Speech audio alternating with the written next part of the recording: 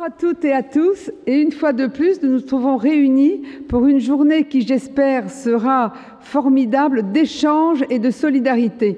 Parce que le grand esprit de l'association Femmes pour le dire, Femmes pour agir, c'est que nous échangeons ensemble au-delà de nos différences.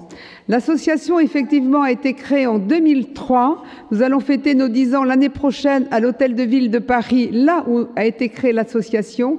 Et nos objectifs sont toujours les mêmes et avec encore plus de force et encore plus de ténacité, c'est-à-dire que nos différences sont une richesse pour chacune et chacun, et c'est avec notre différence que nous allons créer une société solidaire, amicale et, j'allais dire, de soutien les uns par rapport aux autres.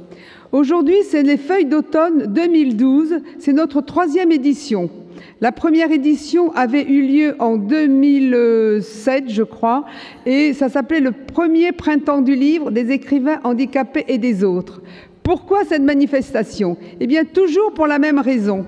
Parce que je m'apercevais que les femmes en situation de handicap, et les hommes également, lorsqu'ils écrivaient des livres, eh bien, personne n'avait envie de les acheter. Les éditeurs n'acceptaient pas nos ouvrages parce que le handicap est quelque chose qui dérange, et quelque chose qui va vers la monstruosité, l'angoisse, le manque, la frustration.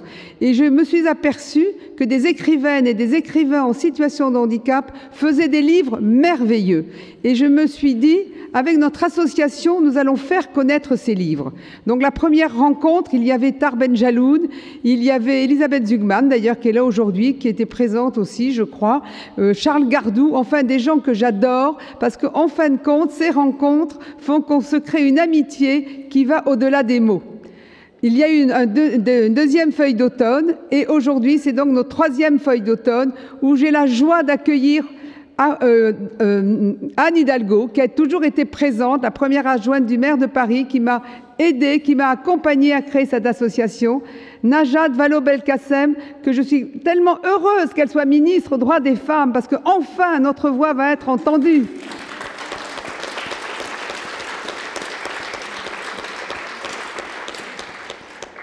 Depuis qu'elle est au gouvernement, il y a déjà beaucoup de choses qui sont en train de changer, mais notre combat n'est pas fini, parce qu'il faut, comme elle est en train de le faire actuellement, c'est que dans tous les ministères, eh bien, il y ait une ligne sur le féminisme et qu'on n'oublie pas les femmes, comme aussi je voudrais qu'on n'oublie pas les personnes en situation de handicap, parce que c'est la même problématique, le handicap, comme pour les femmes. Tant qu'on ne parlait pas des femmes, les femmes étaient toujours exclues, elles étaient toujours oubliées. Eh bien, à l'heure d'aujourd'hui encore, ce sont les personnes en situation de handicap qui sont exclues, qui sont oubliées et pour qui l'accessibilité est encore extrêmement difficile. Je suis donc heureuse d'ouvrir cette journée parce que je pense qu'il va y avoir des rencontres, des échanges et qu'on partira différents ce soir. Je voudrais donc remercier, comme je viens de le dire, Anne, remercier Najat, remercier Amou qui est venu aussi aujourd'hui, remercier tous ceux qui sont présentes et présents. Je ne vais pas énumérer tout le monde, mais je voudrais quand même remercier tout particulièrement tous ceux qui viennent de province, tels que Jean-Christophe Parisot, préfet dans l'Hérault, qui est venu aujourd'hui pour partager avec nous son expérience de vie et son expérience de préfet des autres. Je voudrais remercier ceux qui sont venus du sud de la France, ceux qui sont venus de la Bretagne, ceux qui sont venus de Normandie, enfin tous ceux qui sont là aujourd'hui pour apporter leur pierre à cet édifice de solidarité. Je voudrais effectivement remercier également les vélotypistes qui vont tout au long de cette journée traduire ce que nous allons dire afin que vous puissiez avoir accès plus facilement, et également les personnes, les traductrices en langage des signes qui sont là présentes, et remercier mon ami Gilles qui hier soir a placé dans cette salle une boucle magnétique pour que les personnes qui sont porteuses d'un appareil auditif puissent suivre de manière agréable nos débats. Je voudrais également remercier la Cité universitaire qui nous accueille, c'est une très belle salle, toutes les bénévoles ici présentes, tous ceux qui sont là. Et vous avez pu remarquer qu'on vous a remis un très beau catalogue dans lequel il y a le nom de tous les écrivains et de toutes les intervenantes et intervenants qui vont aujourd'hui participer à cette journée et qui a été conçue par Isabelle Dumont. Isabelle Dumont, que je voudrais vraiment remercier parce que c'est mon assistante et elle s'est donné énormément de mal pour que cette journée soit belle et soit surtout agréable pour vous. Donc merci Isabelle de tout le travail que tu as fait pour cette journée aujourd'hui. Vous pouvez l'applaudir.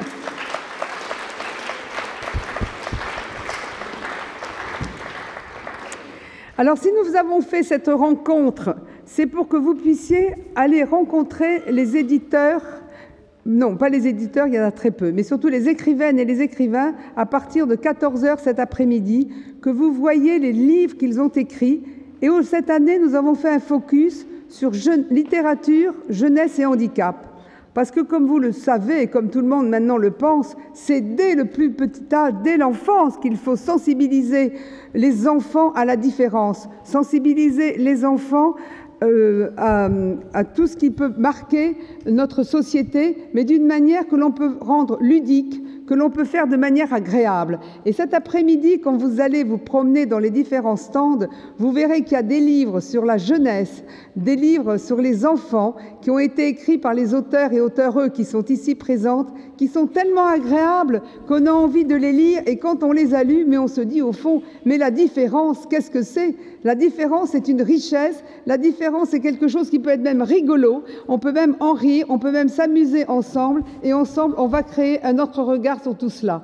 Alors surtout, n'hésitez pas à vous promener dans les différents stands, à regarder tous ces livres merveilleux. Et c'est exprès que cette année, nous avons fait ce focus sur la jeunesse, sans oublier, bien sûr, tous les écrivains qui ont parlé d'essais, de romans et qui concernent des adultes. Il y a vraiment aujourd'hui une association de la jeunesse et des plus grands, parce que c'est ça notre société. Il y a les petits, il y a Rémi qui est là, vous voyez, c'est le plus jeune participant, il a 1 an et il est venu participer dès aujourd'hui à la journée des écrivaines handicapées et des autres. Merci Rémi d'être là, voilà. C'est le fils de Caroline qui travaille avec Najat, voilà.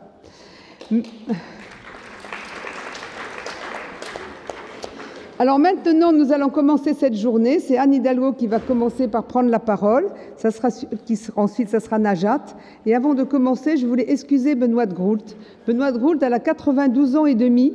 Et elle m'a téléphoné ce matin en me disant qu'elle se sentait vraiment fatiguée et que donc elle ne pourrait pas être présente ce matin. Et nous le regrettons toutes et tous beaucoup.